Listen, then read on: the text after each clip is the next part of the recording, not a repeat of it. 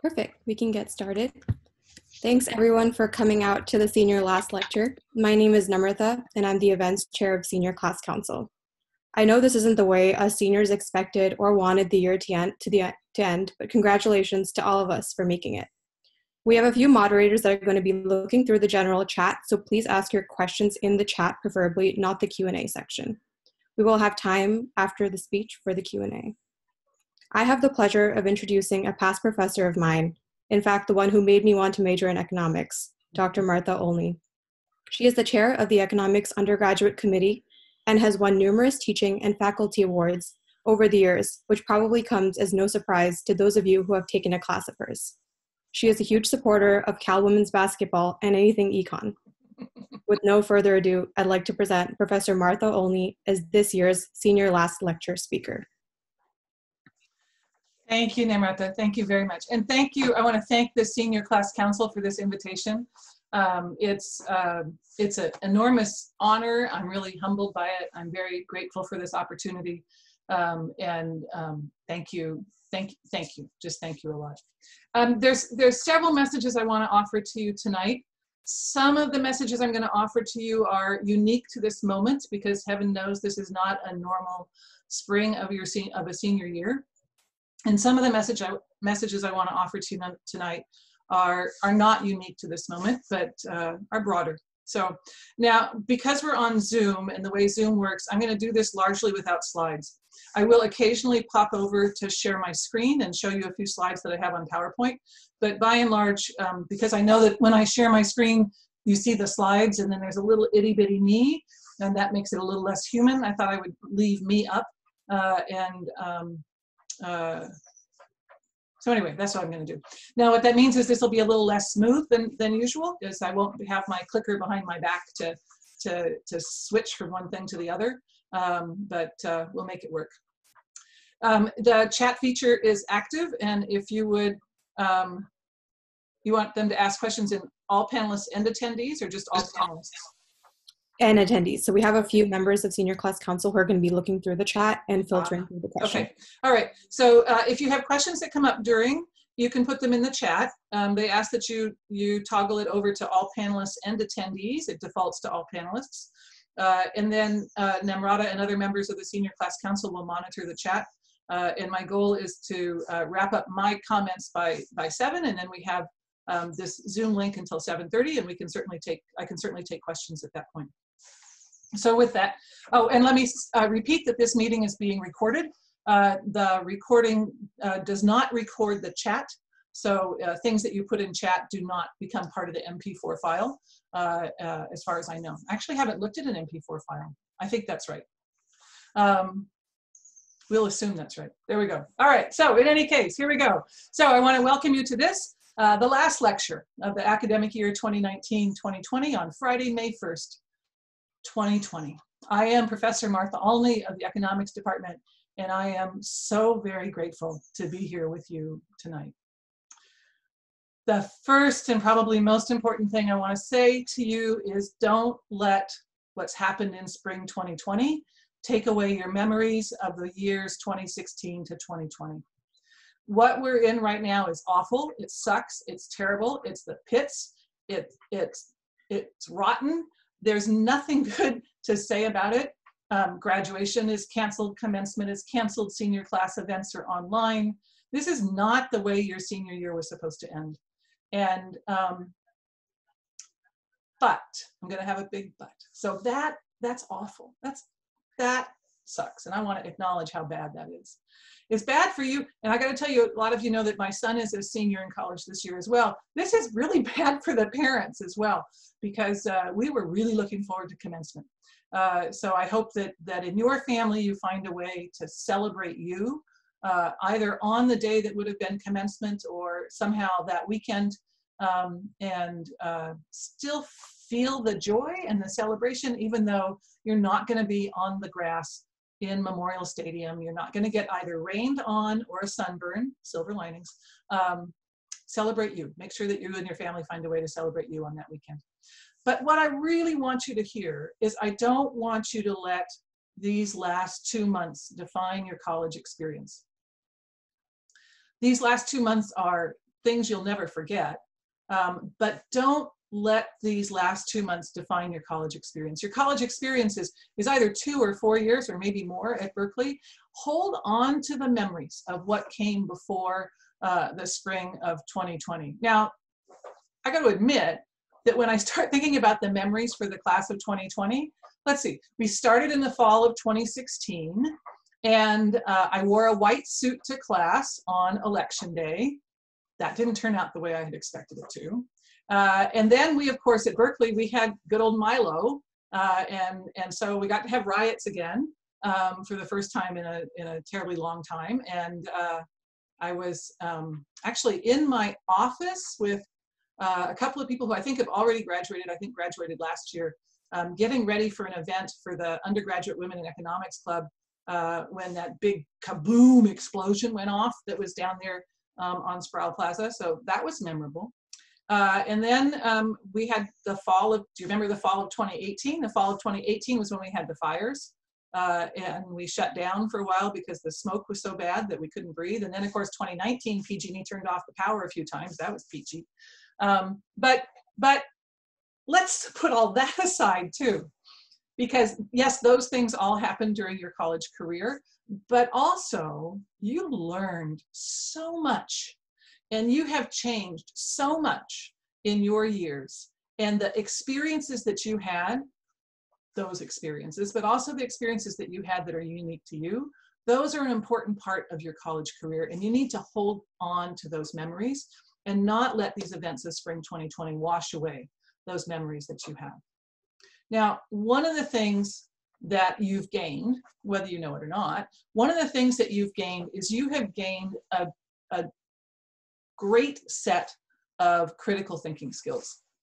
Now, what that means and how those manifest themselves varies somewhat by field, but I have always found a particular model of intellectual development to be really helpful in thinking about how college students evolve, because I've known some of you since you were freshmen, and you are different people today than you were when you were a freshman.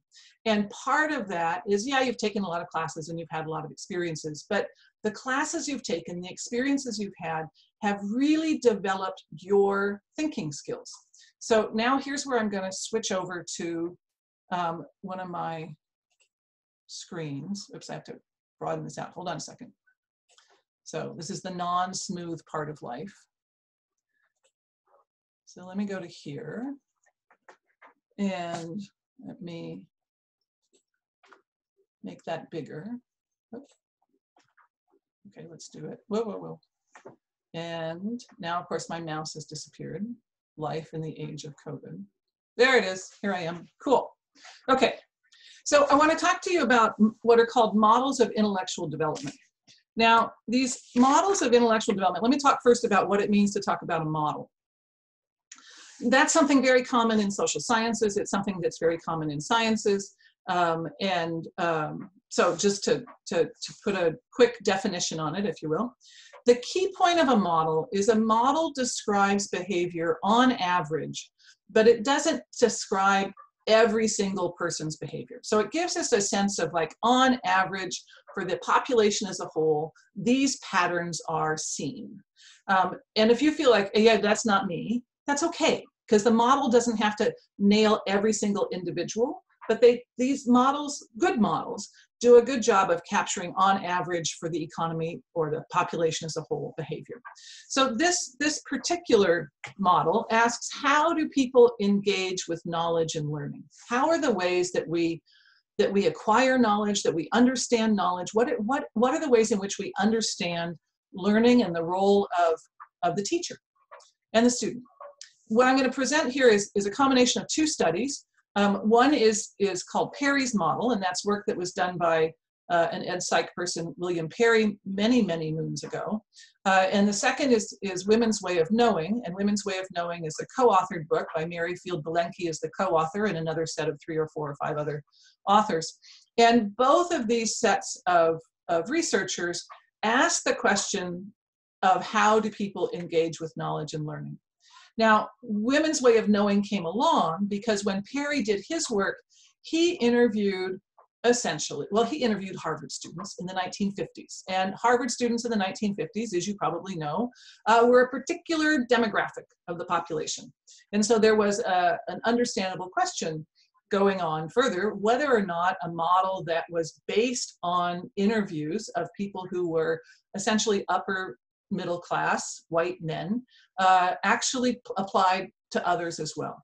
Women's way of knowing broadened the base, broadened the study group, included women, included a broader socioeconomic status, included a broader set of racial folks from different race groups, and came to essentially the same conclusions. They used different words, but they came up with the same conclusions. And so we have this model, these models of the stages of intellectual and ethical development.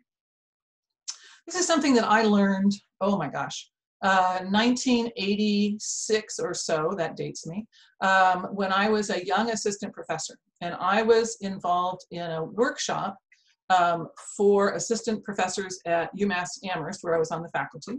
And we were, there were 8 of us, and we were part of a group at UMass that also linked up with faculty at other schools as well. And we learned this as part of acquiring a set of skills to help us become better teachers. And this model, well, it radically changed how I teach. So here, let me show you what I got. So stage 1, when we're in stage 1 of these stages of intellectual and ethical development, Perry called it dualism, Belenky et al. Called it received knowledge. When we're in stage 1, we have this knowledge that there is truth. There is one right answer. There's an answer in the back of the book, x equals 13. If it doesn't equal 13, it's wrong. If it does equal 13, it's right. There's a capital T truth in the world. And that learning is about memorizing those truths. And the role of the teacher is to teach the student what the truths are. So the faculty role, the GSI role, is to tell you what are the right answers. And you'll just memorize those right answers. And that's what it means to become knowledgeable. So stage 1 perceives knowledge as being that there is this set of truths. Things are true or they are false. It's a 0-1, a dualistic view of the world. There's one right answer, not a bunch, just one right answer. And all that knowledge and learning is about is memorizing what those truths are.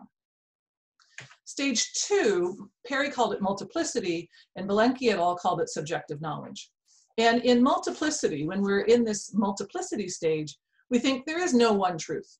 There are lots and lots of opinions, but there's no one right answer. There's your opinion, there's her opinion, there's his opinion, there's their opinion, but there's not one opinion and there's not one truth. There's no one truth. There's a lot of truths. You have your truth, I have my truth, we all have our own truths. And when students are in this stage, I have to say, when students are in this stage, what they often say to me is they come into my office and they talk for a while and I ask a few questions and I'll say, well, on the one hand, da, da, da, da, and on the other hand, da, da, da, da. And so then they look at me and they say, so it's basically, this is all bullshit. Is that what you're saying? This is just all bullshit.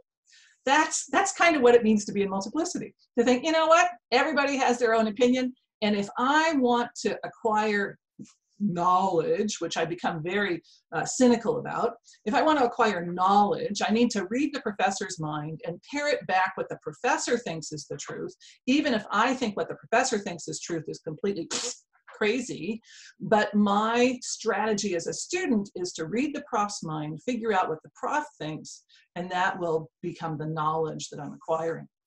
I was a double major in math and economics as an undergrad, but I was at a liberal arts college and I had to take humanities classes. Now, some of you know that I got away with one of my humanities classes was my logic class, which I love the fact that symbolic logic is a philosophy class because it's really just math.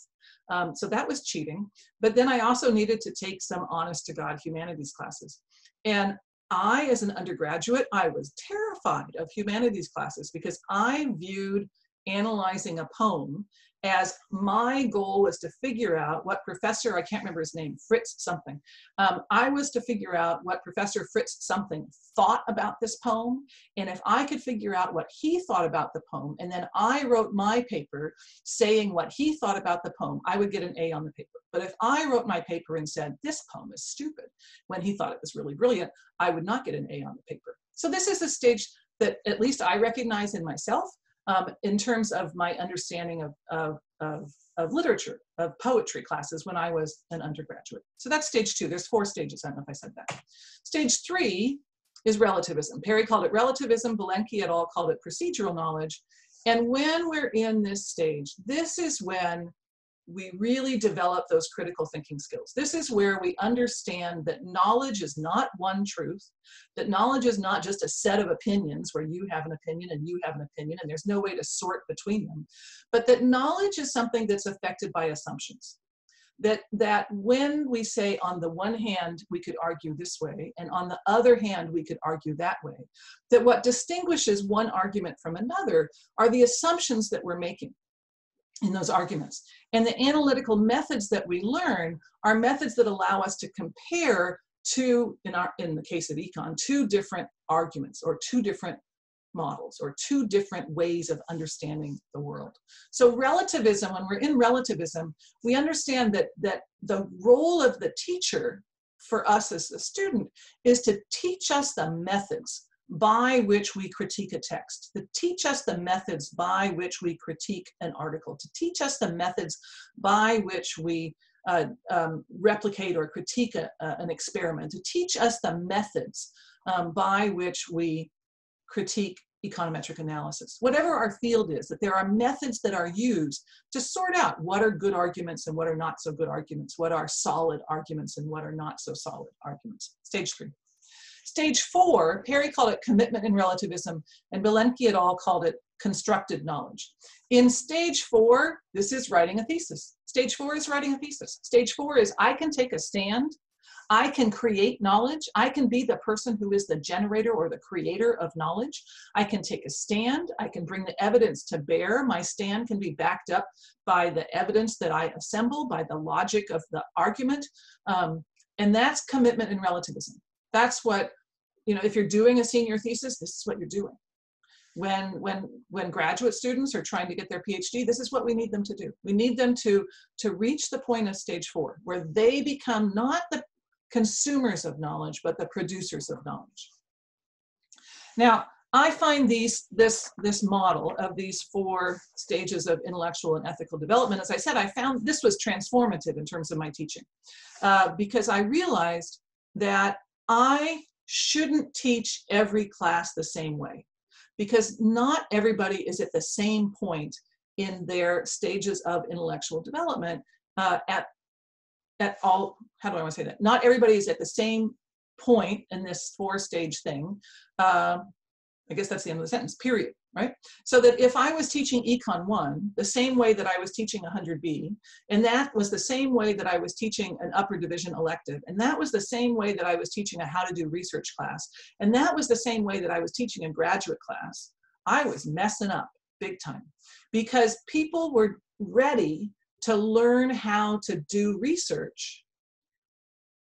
Well, you're not ready to learn how to do research if you still think there's only one truth.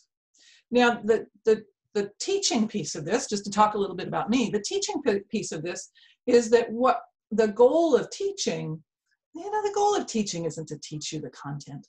The goal of teaching is to help you develop as an intellectual, help you develop as an individual, and help and to pull you, sometimes kicking and screaming, to pull you from one of these stages into the other. Right? So if you're somebody who's really comfortable with there being one right answer in the back of the book, then you're going to be really frustrated when you get to the stage where there's on the one hand this and on the other hand that, or where you're having to argue pro and con on some argument. But that's our job. Our job is to make you uncomfortable, because it's only through that discomfort that you develop and learn new ways of thinking. And I hope that you can look at this and think back to who you were when you were 18 or 19 and started college, 17 or 18 or 19 when you started college, and see that you're a different person today. That as you look at these 4 stages, it's like, damn, that's right, I did learn a lot. Not the content. Yeah, you learned a lot of content, but a lot of that content you forgot a week after the final. That's okay, we know that. You learned thinking. You learned what it means to acquire knowledge, what it means to be an expert in your field. That's what you learned. That's what we were trying to work on with you. Now, let me see. I'm rattling on too much and I'm watching my time. So let me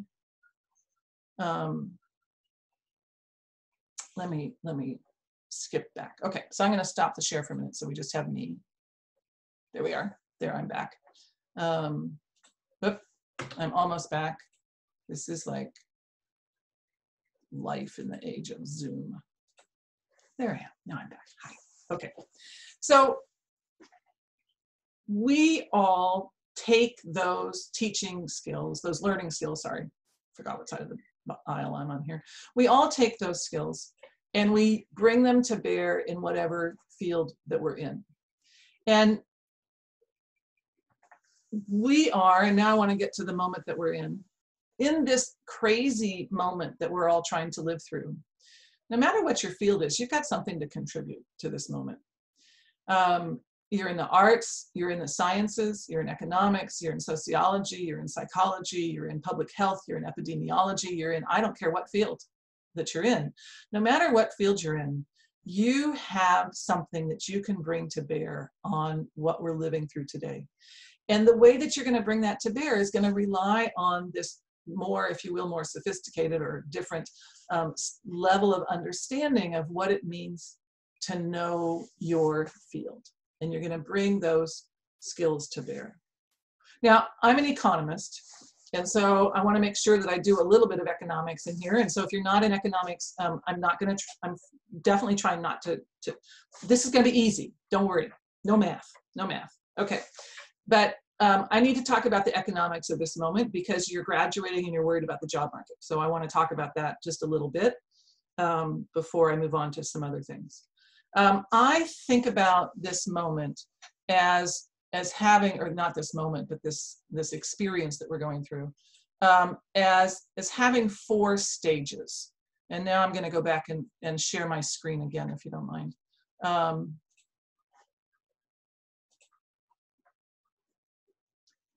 So let's see if I do that slideshow. There we go. All right, thinking about the economic moment. I think about this moment that we're in as having 4 stages, or 4 phases, either way. One is the shelter-in-place phase, and that's what we're in right now, where economic activity has stopped because we are all stuck at home in our basements. I'm in my basement. And we can't go shopping even if we want to, other than for groceries and medicines and that kind of thing. The next phase is going to be the social distancing phase. And the social distancing phase is going to last until we're all vaccinated. So the social distancing phase, and if you have younger siblings, you know that we're trying to figure out what that means in terms of UC in the fall. But the social distancing phase is not normal. So at the end of the shelter-in-place phase, we don't get to go back to the way life was in February. We go to a phase where we are masked, where we are staying 6 feet apart, where we can't be in sports arenas, and we certainly can't be in Wheeler and Pimentel and 155 Jonelle and all of those other lovely spaces that you will fondly remember for the rest of your life, maybe.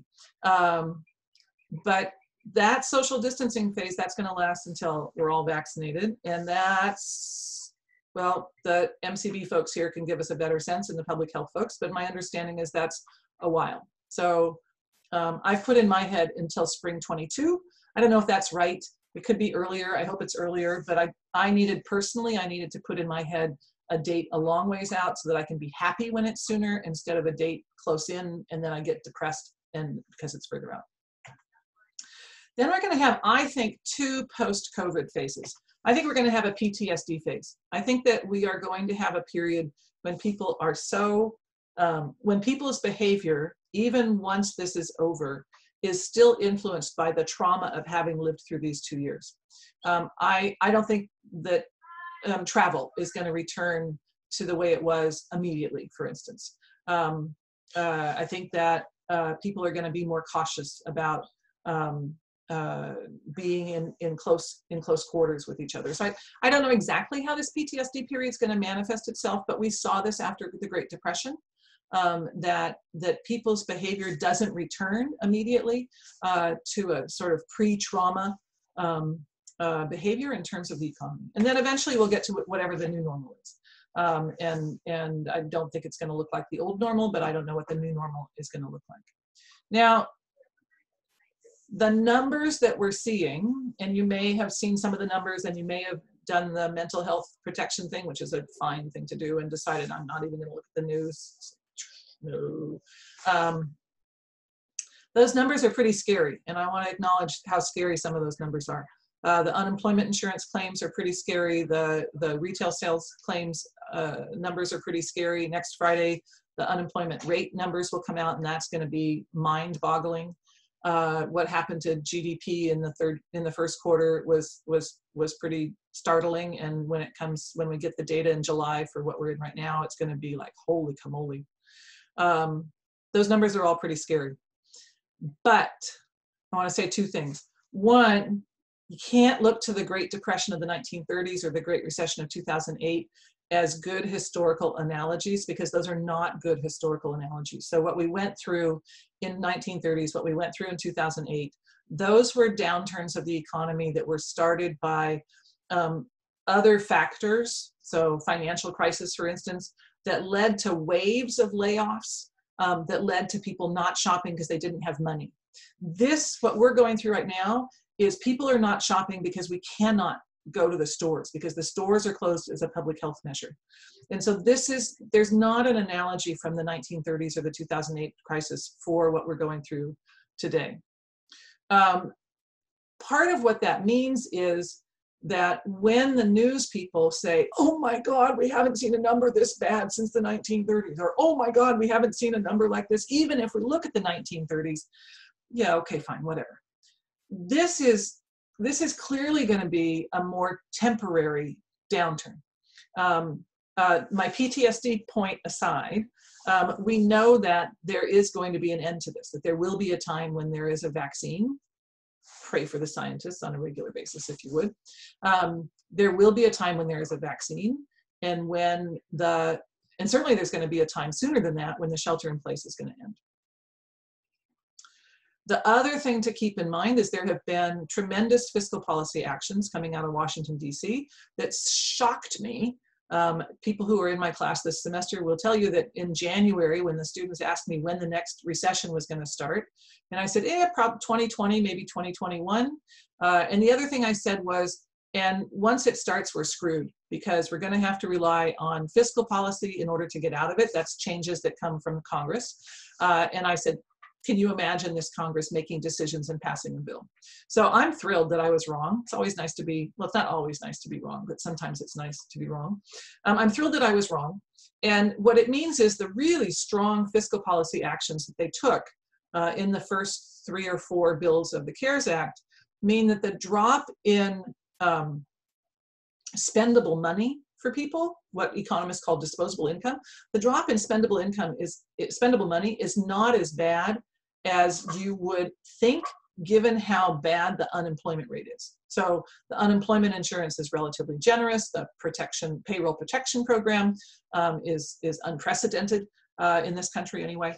And so there's a lot of things that have happened to make the ongoing nature of this downturn not as bad as it would have been in either 2008 or 1930s. So that's good news.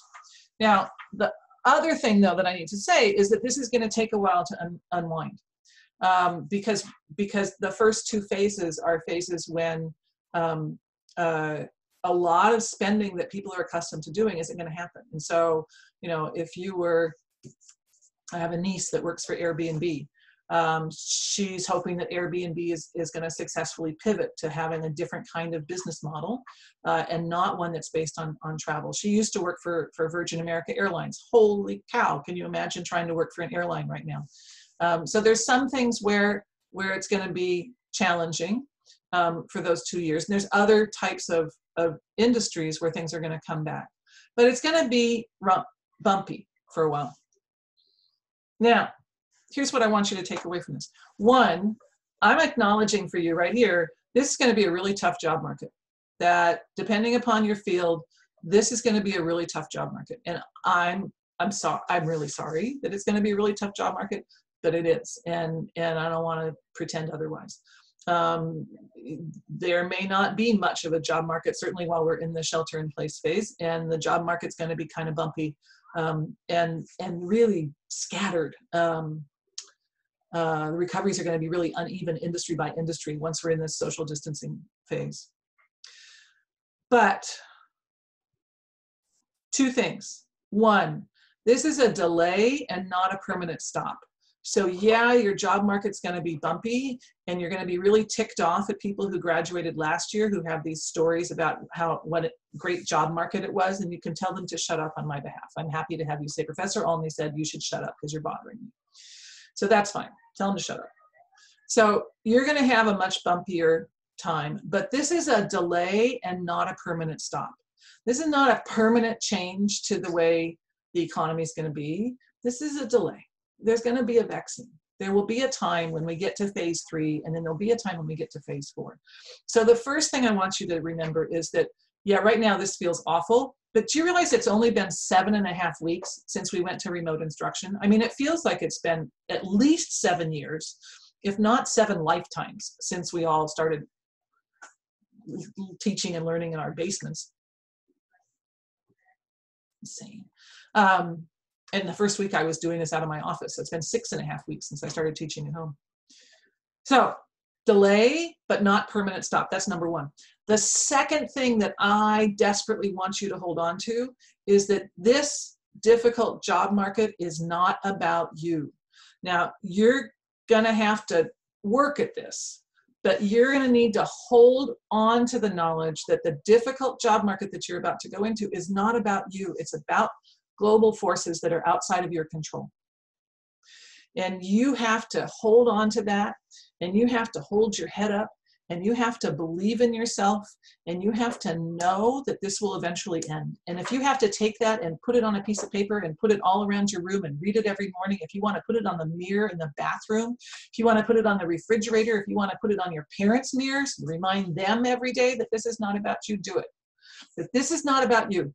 This is about global forces beyond your control, and it's going to be bumpy. So don't internalize that. Don't take that as somehow meaning, oh, I should have, could have, didn't do, should have done. Oh, I should have done this. I should have done that. No, no, no, no, no, no, no, no, no, no, no, no, no, no, no. This is not about you. This is a global thing that's bigger than any of us, and it's going to be bumpy for a while, but it's for a while. And it's not permanent. It's not permanent. It's for a while. It's going to be a long while. Think about how long these 7.5 weeks have been. Lord Almighty, I hope time starts to move faster. Okay, so that's what I wanted to say about the economic stuff. So let me stop the share and come back here. Okay. Now, a couple other things. Don't let spring 2020 take away your hope for the future. It's part of what I just said. Don't let spring 2020 take away your memories of the past. I just stopped sharing the screen, but I'm going to go back to it in just a sec, because I want to talk about Elisabeth Kubler-Ross's model of the stages of grief.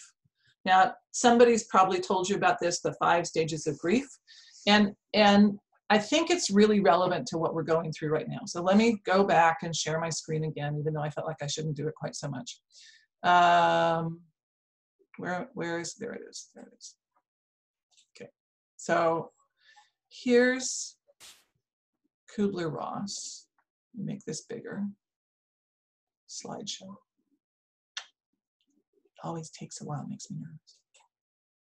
There we go. Okay, so I grabbed this from Wikipedia.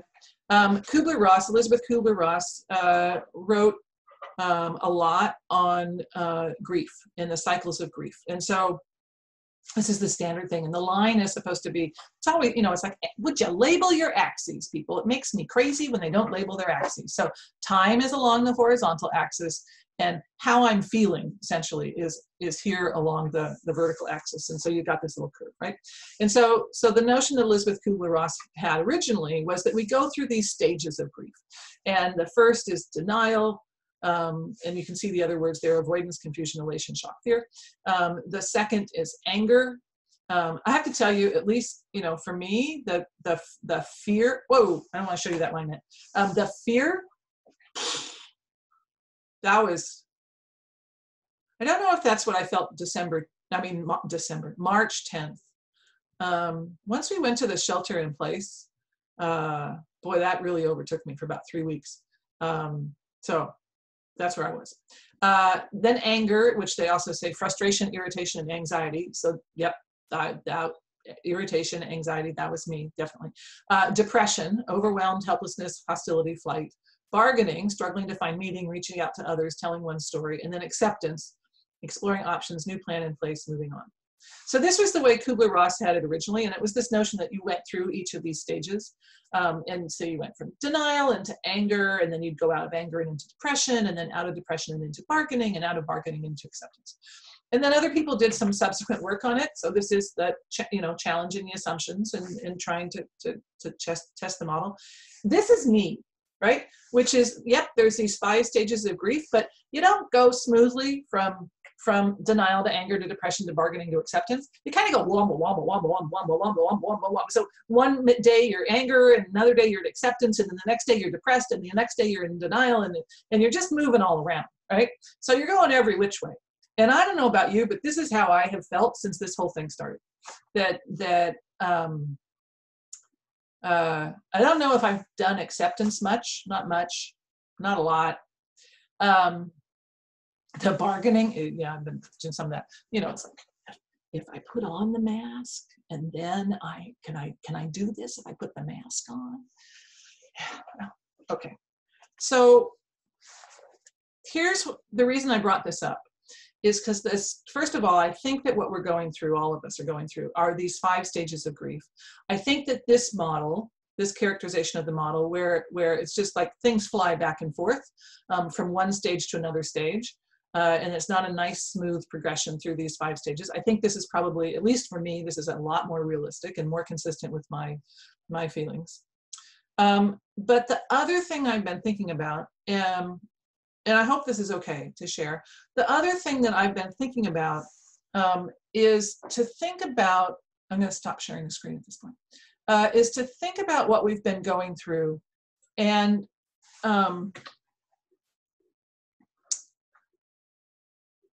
well, here, think about, I want to draw an analogy. That's what I want to do. I want to draw an analogy. And people talk about whether or not somebody had a good death. So did somebody die a good death or a bad death? And this is May 1st. My Auntie Ruth passed away on May 1st in 1998. And April and May are hard months for me, because my dad's death was on April, I forget now, April 18th in 95, and my brother died on May 24th in 96, and my aunt died on May 1st in 98, and my uncle died on April 30th. And so we just had this series of like 7 or 8 or 9 deaths that happened all between April 1st and June 1st, over about a 7 or 9 year period. It was really rough. And when people talk about, did so-and-so have a good death? I think that what distinguishes a good death from a bad death is not what the individual is. The individual's gone. It's really how those of us who survived, how we felt about the process, but more it's about how long does it take for us to be able to process and package the memories of the death itself and recall the good stuff that happened before. So with my Auntie Ruth, boy, she went fast. So she was at her chorus rehearsal and she collapsed and her aorta had split, and 48 hours later she was gone. That was shocking, but it wasn't hard to then think about what a great life she'd had and what a great aunt she'd been. My mom had dementia, and she had a really awful last 3 years where she essentially lost her mind. That was a bad death. And it was bad because it was bad for her, but it's also because it took me several years. She's been gone 11 years now. It took me several years to be able to take those horrible memories of the last 3 years and process them and package them, and to be able to recall the good stuff that came before. So here's the analogy that I'm trying to draw for you, is what we're going through right now is awful. It's awful in a whole lot of different ways, and it's awful for different people in different ways. I think it's like a bad death. And I think that it's gonna make it harder to package and process what we're going through right now, and be able to find a way to process that, to set it in its proper place, and then go back and recover the good memories of what came before.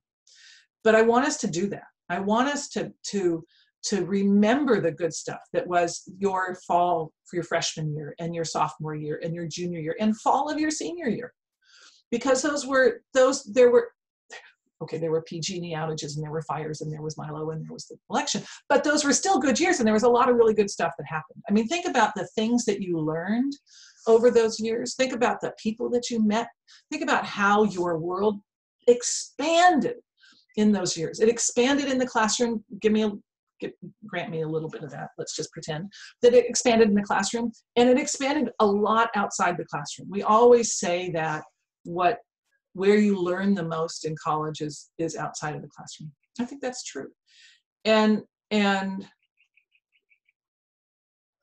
so what I want to also say is that we need to take this time that we have now, and we need to use this time to think about what we've lost, to think about what is it that we're grieving. Because if we can process what it is that we've lost, if we can process what it is that we're grieving, I think that's going to help us identify and understand for ourselves what's really important to us and what we want to see and experience in the future. So, for instance, yesterday was the last day of 100B, and I got really choked up. It really got to me.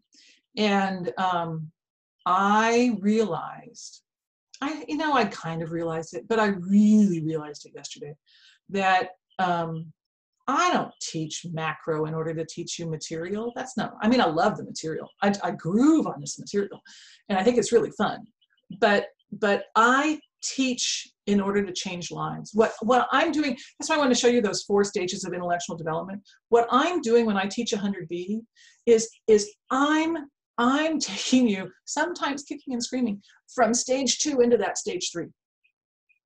And I'm really giving you the skills with which to do that critical analysis and become an economist and do economics. I love that, But that's about changing lives. Because it's hard. Because I'm going to yank you out of a comfort zone and pull you into some place that's not comfortable, but I'm there for you, and I'm going to do that with you, and I'm going to cheer for you, and I'm going to encourage you, and I'm going to believe in you. And it is hard to do that when I'm looking at a stupid little thing. I can't even show you the thing, because if I pick up the thing to show you the thing, you can't see the thing because the thing is there. It says Logi on it. That's my webcam. I can't do that through a webcam. I can't see. I don't know who is struggling and who isn't struggling. I don't know if I'm in a moment where everybody's listening and I've got you right here, I've got you. Because sometimes in teaching, there are those moments where you've got people, where they're right there. And you can drop the pin. And it's like, wow. You can't do that in your basement.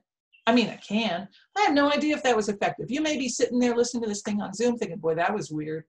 That's only, she's quite a piece of work. Yesterday helped me identify an assumption, a piece of a model of what is important to me in teaching. It helped me to identify that my role in teaching is about lives and changing lives. And you can't change lives that you can't see. I can teach material by Zoom. You can't change lives by Zoom. And it's the time that we have here to help us to understand what are the pieces, what are the assumptions, what are the parts of our lives that we didn't realize were as important as they were. I've realized human connection, casual conversation. I love it when people show up for class and say, hey, hello in the chat, because that's at least a little bit of replicating what happened in Pimentel when people would come in and I'd say, hey, and how you doing? And John Lee, it's good to see you. And Josh, what happened to your beard? I don't recognize you, and all that kind of good stuff. That human connection, the casual conversation, you can't have casual conversation by Zoom. Building community is so much harder by Zoom. So there's a lot of stuff that we have an opportunity to recognize as things that we, I guess, took for granted, things that were important in our lives, things that made life what it was, that in a way that we valued, that we don't have right now. And that's critical thinking. And who you are and what you're majoring in, you're going to come at this at different ways, right? So the social psych people are going to come at this issue a different way than the anthropology people come at it. There's a different way than the public health people come at it. It's a different way than the artists come at it. It's a different way than the engineers come at it. It's a different way than the physicists come at it, which part of campus have I forgotten, which is a different way than the literature folks come at it, and so on. We're all going to come at it in our own way, through our own lens, but we have this time to think about what we've lost and what we're grieving and why we're grieving those things and what's important and what is it that we want to see when we have that new normal. So I think it's important for you to hold on to the fact that who you are and who you have become and who you are becoming, because you are still becoming, who you are and who you have become and who you are becoming has been influenced by all of your time at Berkeley, not just these last 7 weeks, not just these last 7 weeks. Who you are and who you have become and who you are becoming has been influenced by all the time you've had at Berkeley, by the people you've met, by the thoughts that you've had, by the challenges you faced. All of that has helped to make you into the person you are and the person you are becoming. We have a lot of time now to think. And boy, I tell you, with classes ending, you and we're all going to have a whole lot more time in 2.5 weeks, or I guess it's just 2 weeks. We're going to have a lot more time in 2 weeks than we've had for a long time. Especially if you're still here in the Bay Area, we're still going to be sheltering in place, even once classes have ended, and that means we're going to have a lot of time. And that's going to give us a lot of time to reflect, to think about the assumptions under which we live, it may confirm for you that you have chosen the life path that really fits you. You may, in this reflecting and thinking time, you may say, yes, I majored in whatever you majored in, and that was the right thing to do. I'm really happy with that. And you know what? You may, as a part of this reflecting and thinking and challenging assumptions period, you may say, I thought I was going to go this way with my life, but now I want to go that way. I got a lot of emails from students after the 2008 crash, people who graduated 2, 3, 5, 10 years before, who talked about how the 2008 crash made them reevaluate their lives and reevaluate what they wanted to do with their lives. And a lot of people who radically changed the whole direction of their life. This may be like that. But no matter whether you stick with the life path that you've been on, or whether you decide, no, I'm going to go this way, I'm going to change that life path, you have gained so much in your time here at Berkeley. And you'll always have that. You'll always have the memories, you'll always have the experiences that made you who you are today. It may be a bit delayed. It will be a bit delayed. It may be a bit delayed, but nevertheless, you will go out into the world. You're going to go into the world, and you're going to go into the world as a golden bear. You're going to go into the world as a Berkeley grad. You're going to embody the ethos that is Berkeley, and that ethos is to use your skills and your knowledge and your passion to make the world a better place. That's what it means to be a golden bear, to use your skills and your knowledge and your passion to make the world a better place. So go forth. Go forth. Go forth into the world. You're a golden bear. Go make it a better world. And go Bears. Thank you very much. Thank you so much for that incredible speech, Professor. So anyone who wants to ask questions, please feel free to put that in. We do have one question already from Noah Alkis. Professor Olney, do you think it's possible to see a stratification of society into those who have been infected and now are immune, thus able to work and move freely, and those who are not immune? I'm not a public health or an epidemiologist, so I think this is a little bit out of my field. My understanding from what I've heard and read in the news is that we don't know that people who have been sick have immunity. So, but I refer you to the scientists. From Anna Bernick, what has been one thing you've realized in your post-college life, and how did you address it? Oh my goodness. Wow. That's a broad question. Do you have a specific, Anna, do you have a specific sort of way you want me to go with that? You put it in chat because I can see the chat. I mean, I have one thought, but I don't know if you wanted me to go down a particular road or she's typing. Let me give Anna a sec to type. One of the things I realized is you ask a question, you got to give people a chance to type because people can't type as fast as you can talk.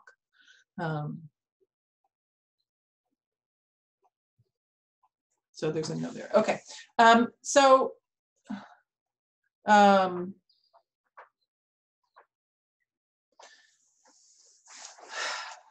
I spent a long time figuring out what I wanted to be.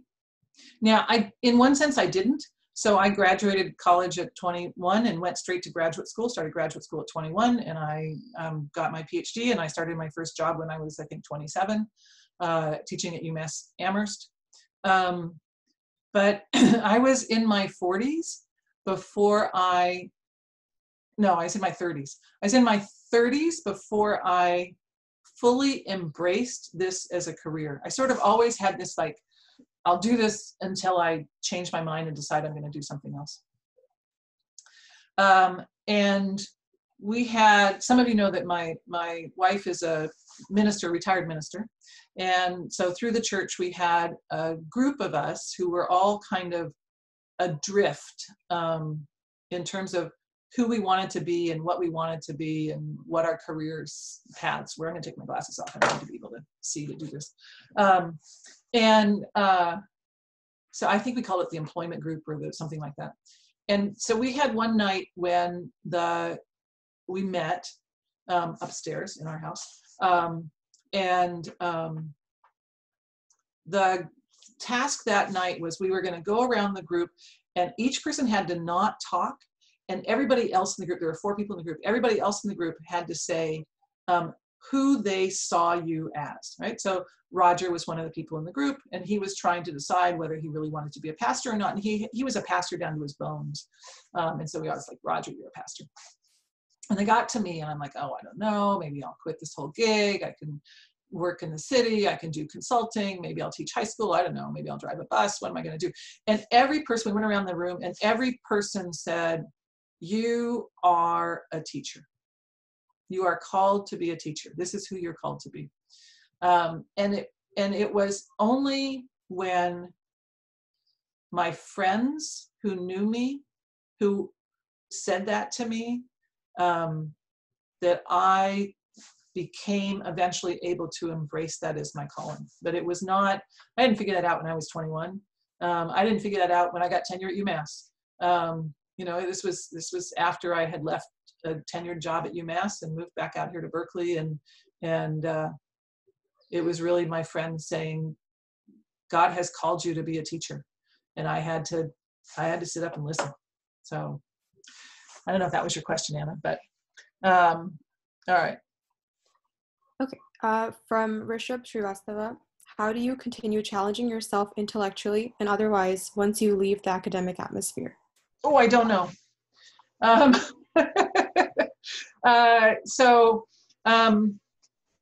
Golly, you know, classes just ended yesterday. And one of the things that teaching from home has been about for me is sort of looking ahead to retirement and thinking about what is my day-to-day life going to be like, because I haven't had time to think about that. I haven't planned that out yet. I don't know yet. I'll figure something out. Ask me in 2 weeks. From Howard Key, what piece of advice would you give yourself if you were at our stage of life, knowing what you know now?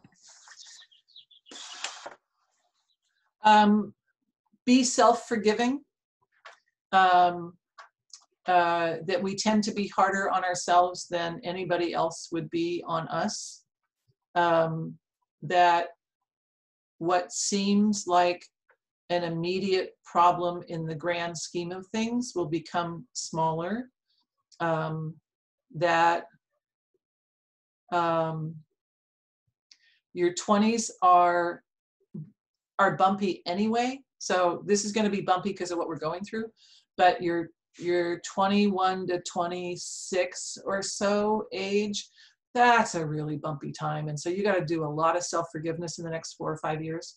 And it's really bumpy because as much as you feel like your identity has been developed over the last 3.5 years here at Berkeley, that process is really going to take on, that process is going to continue over the next 4 or 5 years.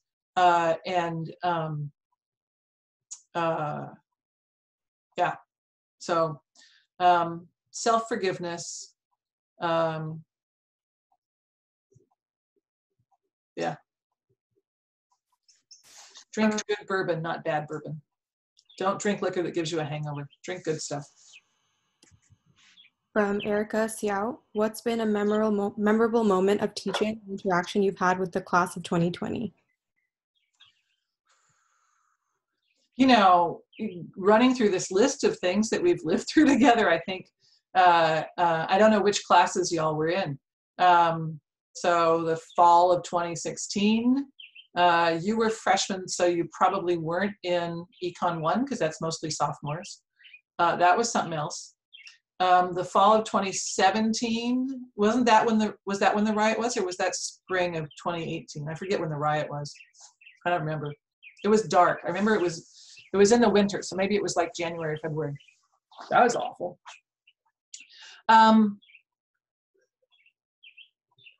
think, oh gosh, memorable time. I mean, I think that what we're going through right now is probably going to stand out the most.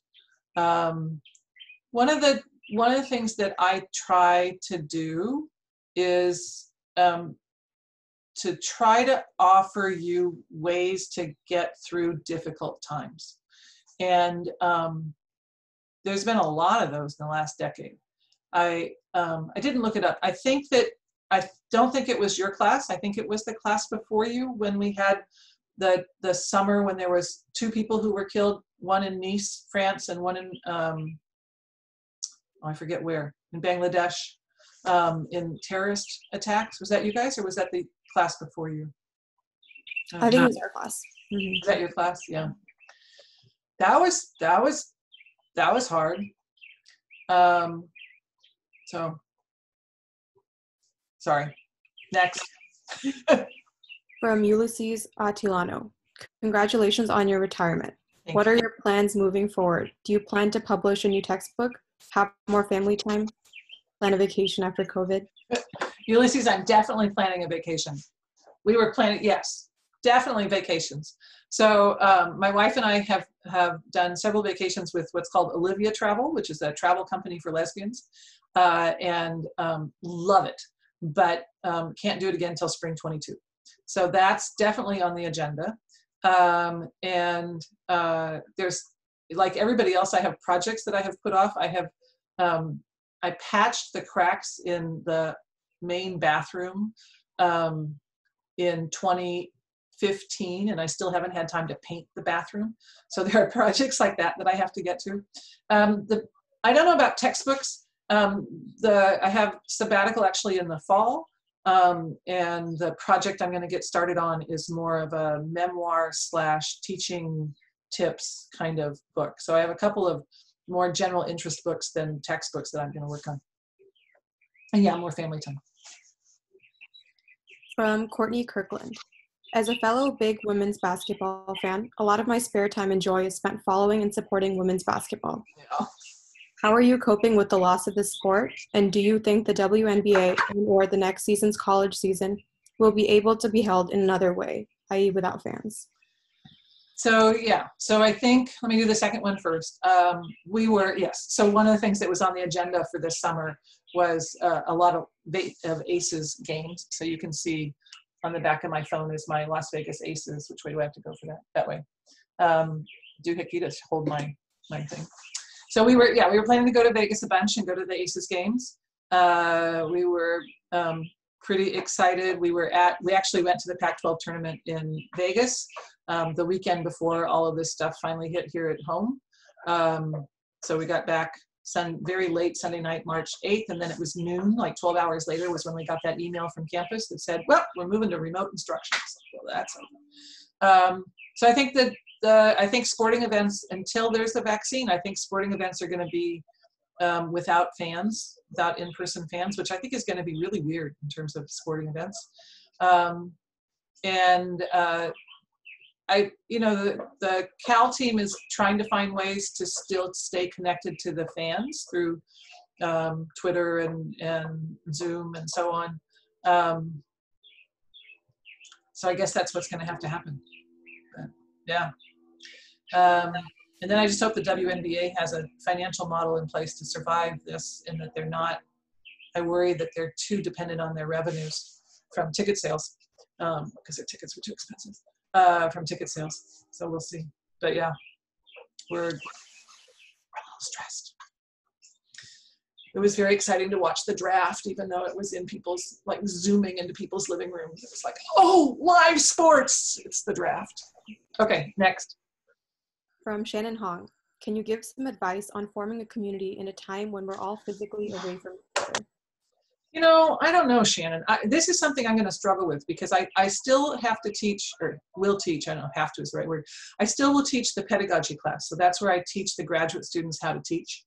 And this is one of the things that I've set as a goal for myself over the summer, is to try to figure out how do we form. There are people who have been teaching online for 10 years. And so they've cracked some of these nuts, and I got to talk to some of them, because we have to figure out ways to form community in the classroom when we're not physically in the classroom. I don't know how this is going to work in terms of the entering class. If you're going to a graduate program, that's easier, because in a graduate program, like, we have 25 students that are coming into the PhD program in the fall. And while they're not going to be able, I think with social distancing, they'll be able to be in the same place, but physically distant from each other. So they'll get to see each other and meet each other and have that 3-dimensional contact with each other. I don't know what they're thinking in terms of how that's going to work with a bunch of 18-year-olds trying to move into the dorms. I've just been thinking about the elevators. You can't get more than 2 people. If we have to be 6 feet apart in those Evans elevators, that's 2 people, right? You can't have even 3 people in those lovely elevators. And I would imagine, I was in the dorms, I don't know if it was unit 3 or 2, or the one that's over at Dwight in college. I lived in Griffiths for a summer when I was 16. And my recollection is those elevators are pretty dang small. So I don't know that you can have even 2 people in one of those elevators. So I don't know how they think they're going to do on-campus stuff. And so I don't know how that's going to work. In terms of the rest of us, what I've been thinking about is the importance of maintaining connection with the friends I have. I've also been really aware of how hard it's going to be, like when you move to a new community, to meet new people. That if a lot of these interactions are Zoom-based interactions, those don't really lend themselves to casual conversation. So I'm sorry, I don't know. But if you figure it out, let me know, because I got to figure some of this out for teaching in the fall. Teaching pedagogy. Okay, what's up? From Aditi Kudramoti. Sometimes we think we need to have it all figured out after graduation to land the opportunities we want. How forgiving and supportive is the real world of people who want to change direction or do not follow the paved path? Oh, very much so. More so than your parents. The very, very much so, because so many people in the real world have done this. You go and interview people who are 50 years old or so. And a whole lot of them are people who started out going this way and then turned and went that way and circled around and then went that way. And there's a lot of people who are not doing anything that's at all related to what they majored in college. And that's why, for me anyway, teaching the critical thinking skills is what's so important. Because if you learn how to think analytically, at least, you know, as a social scientist, if you learn how to think like a social scientist, if you learn how to think in that critical thinking way, you're good to go in a whole lot of fields. So absolutely, the real world is very forgiving. The real world loves people who find their passion and follow their passion. And sometimes, you know, it takes a while. That's cool. You don't have to have to. From Jayesh Kaushik. Do you think there's some tension surrounding the fact that the only way to restart the economy is for people to risk their lives until a vaccine arrives? In other words, is it a failure of the current economic system and its architects that we have to choose between our lives and our livelihoods? So I think it's a false dichotomy, and that's why. So you're an econ major, so let me talk econ for just a sec. And I think that's why the fiscal policy piece is so important in this, because and this is where I've been frustrated with the news media, because yes, the unemployment insurance claims are huge, right? 30 million people over the last 6 weeks. Those are people who have filed for unemployment insurance, and the unemployment insurance right now is really generous, so that if you're somebody who is making median income or below, then your unemployment insurance check will more than replace the check that you've lost. So that the livelihood, I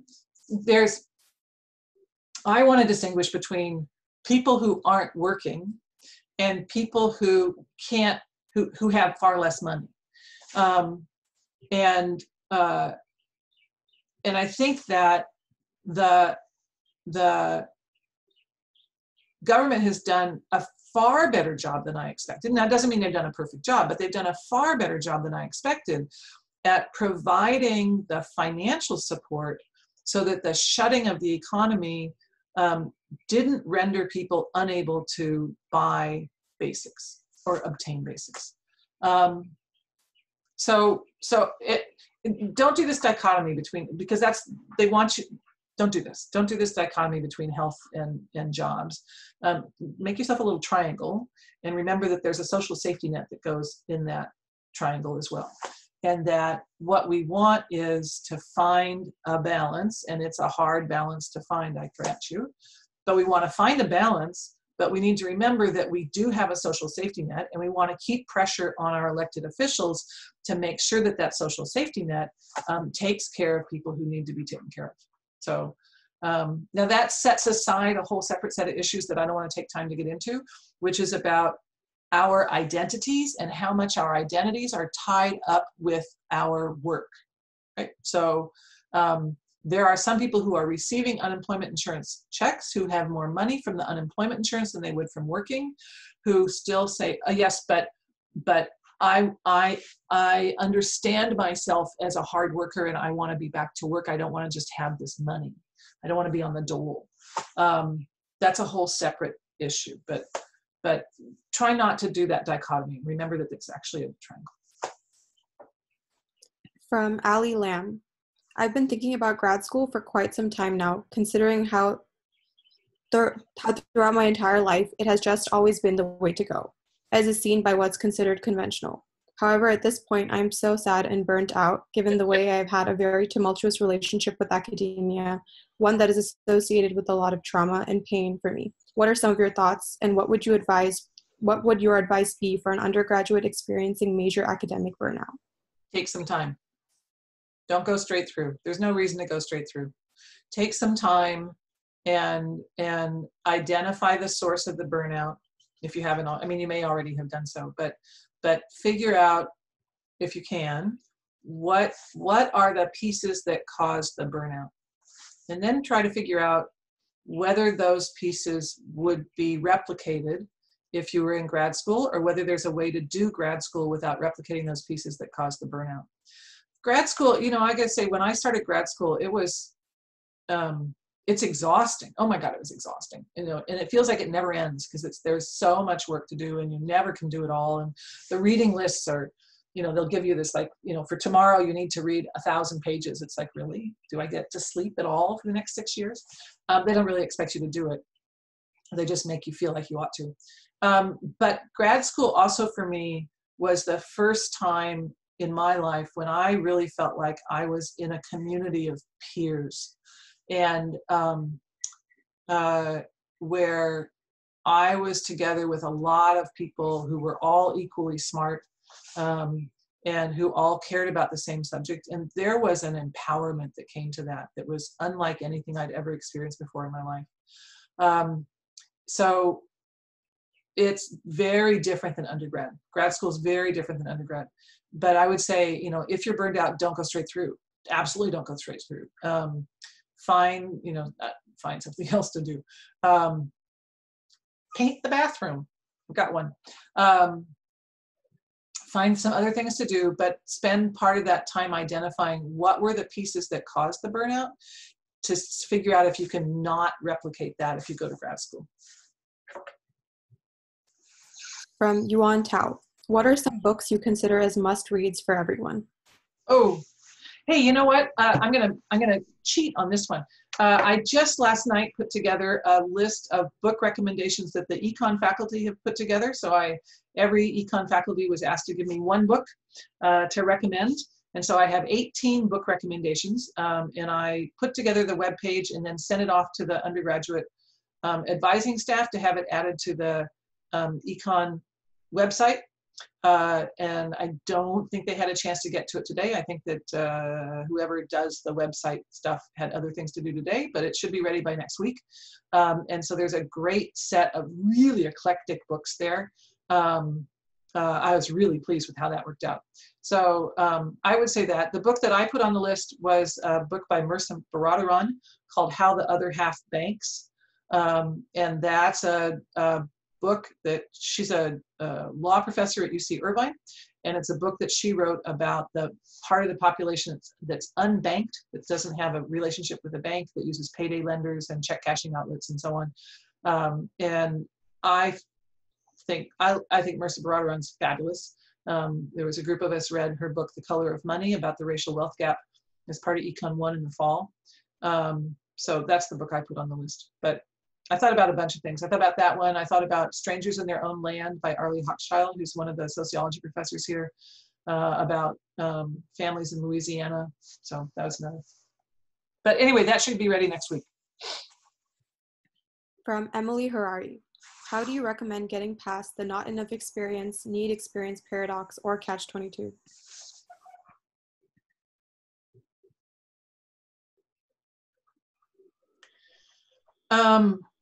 In terms of the job market, or in terms of like feeling confident? I think the job market. Part of it is,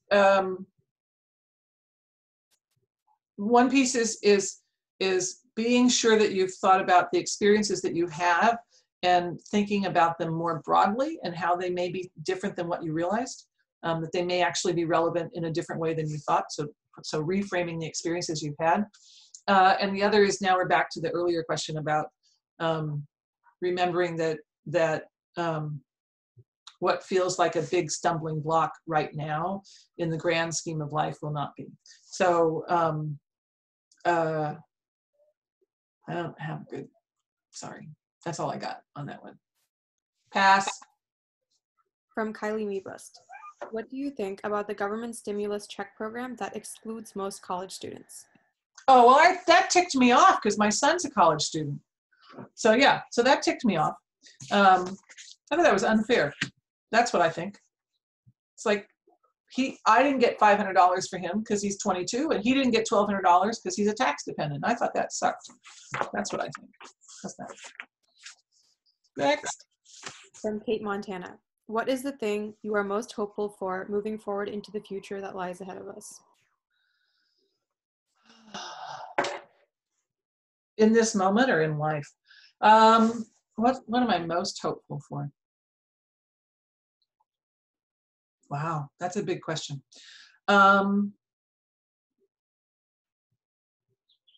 She said in this moment. Yeah, I was afraid of that. What am I most hopeful for in this moment? I suppose I'm hopeful.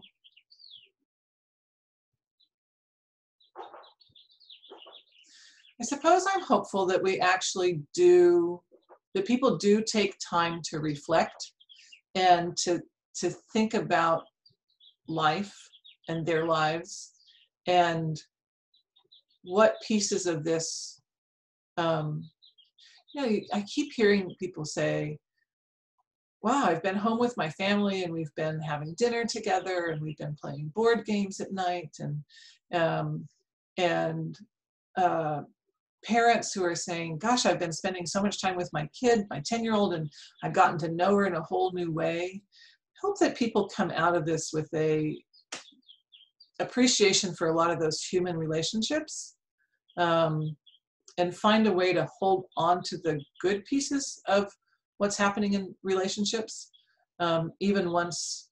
I guess I hope that we don't get back into the same rat race. Maybe that's the way to put it. That we find a way not to get back to the same hyper insanity that I felt like we were in before. From Benjamin Chang, what strategies do you have for building and maintaining knowledge outside of a formal academic setting? Read, go to, depending on where you are, go to or listen to city arts and lectures sort of things. Read outside of, don't always just read fiction, don't always just read econ. Read things that challenge you and make you think. The whole point of the Alumni Association is really a big point of it is to raise money. But another point of the Alumni Association is to provide opportunities for lifelong learning, and don't discount the good quality stuff that's in the alumni magazine that comes out every 3 months. That'll keep you really engaged in different fields. I think the problem these days is there's too much information. You have to figure out how to sort through it and pick and choose. But there's plenty of opportunities to continue stretching your mind once you get out of this place. From myself, what career options were you considering or paths did you take before ending up in academia? And what are the pros and cons of academia with regards to social impact? When I started graduate school, I figured I would just take a master's and then I would go into the city. I did graduate work here at Berkeley. Then I would go into the city and be in consulting and make a lot of money. And I thought that's what I wanted to do. And then the summer after my first year of graduate school, I had a job in consulting and I hated it. It was awful. I thought it was just hocus pocus. That there was a group of 5 of us and we were forecasting containerized shipping for the American President lines, and had to just guess about things that we knew nothing about, like how stable was the government of Indonesia? I don't have a clue. And they made a multi-million-dollar decision based on this analysis. And I thought, this is just crazy. So that eliminated what I had thought was going to be my career path. And then so the story that I often tell is, when I was a little girl growing up in the 60s, if you were going to be a girl who worked, you could be a nurse or a secretary or a teacher. That was it. Those were the options. I was not going to be a nurse because I don't do blood. Everybody said, you're too smart to be a secretary. You're too smart to be a secretary. And I didn't want to be a teacher because they had given me 3 options. And so everybody says, well, you should be a teacher because you don't like blood and you're too smart to be a secretary, so you should be a teacher. And I said, I'm not going to be a teacher. You gave me 3 options. I'm going to figure out a 4th. I was Army. And so it took me a while to embrace being a professor, which is kind of a teacher on steroids. So, I did secretarial work. I did a lot of secretarial work. So those were the kind of things that I tried. What was the end of your question? Why did you choose this for social impact versus another career option? So I went down this path because I started being a TA. I was good at it. I enjoyed it. I felt like I could make a difference in people's lives.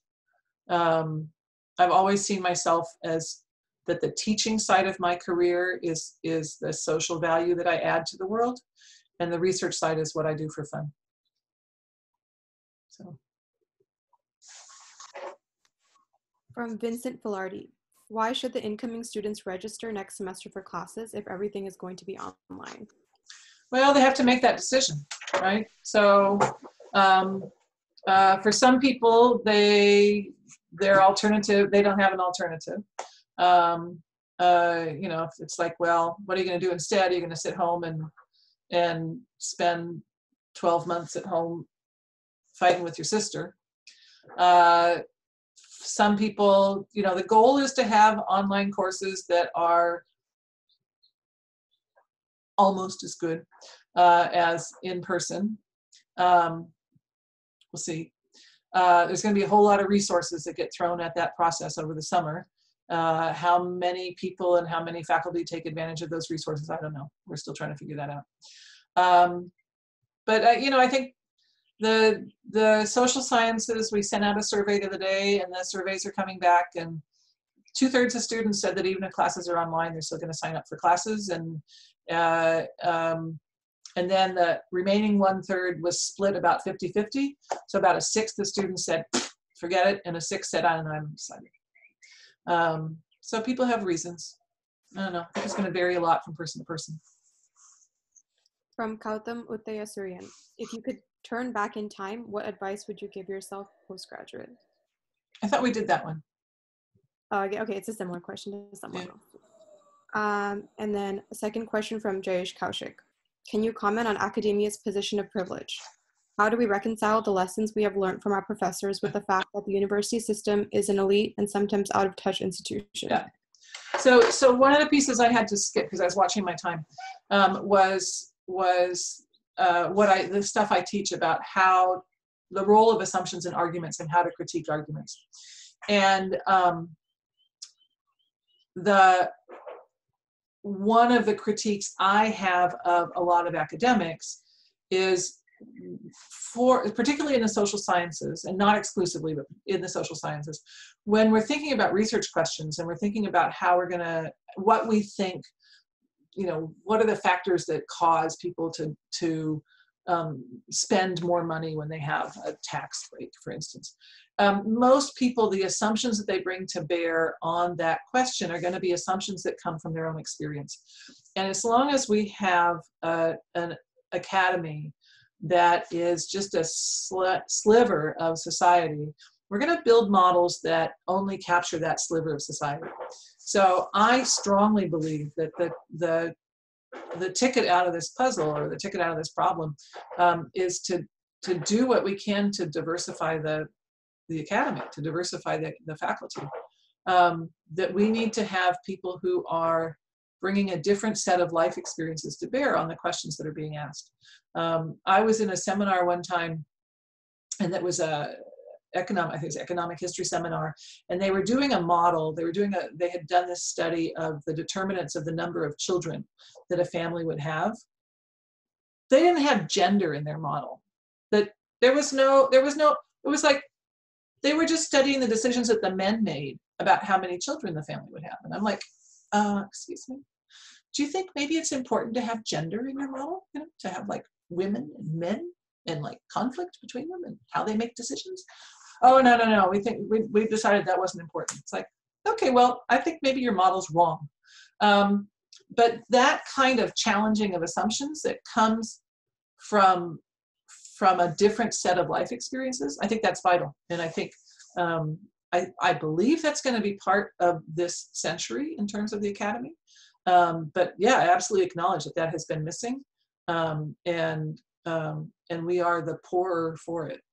So we're almost out of time.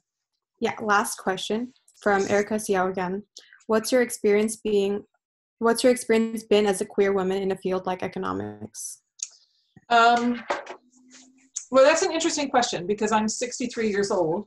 And so the funny story is that when I started at UMass in 1984, and my wife and I were a new couple, and actually that picture over my shoulder was from the summer that we went to Massachusetts and moved my stuff there.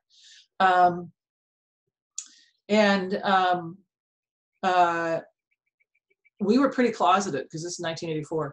And at UMass, which has a lot of Marxist economists, at the time in the 1980s, the graduate students who were Marxist economists would refer to people who were not Marxist economists as straight economists. And I was at a mixer, a potluck sort of thing, after I'd been there for about 2 or 3 weeks. And one of the graduates, I'm sitting there and I'm, got my beer and I'm trying to meet people. And this graduate student comes up to me and we're really closeted at this point, right? I've just started my job. And this graduate student walks up to me and says, "So are you a straight economist?" I'm like, shit, oh my God, how did they know? Well, they meant, are you a Marxist economist or a non-Marxist economist? I was like, oh, sorry.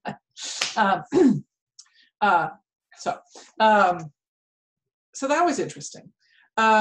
My experience has largely been fine. And I think it's partly has to do with my age. I think it partly has to do with, I'm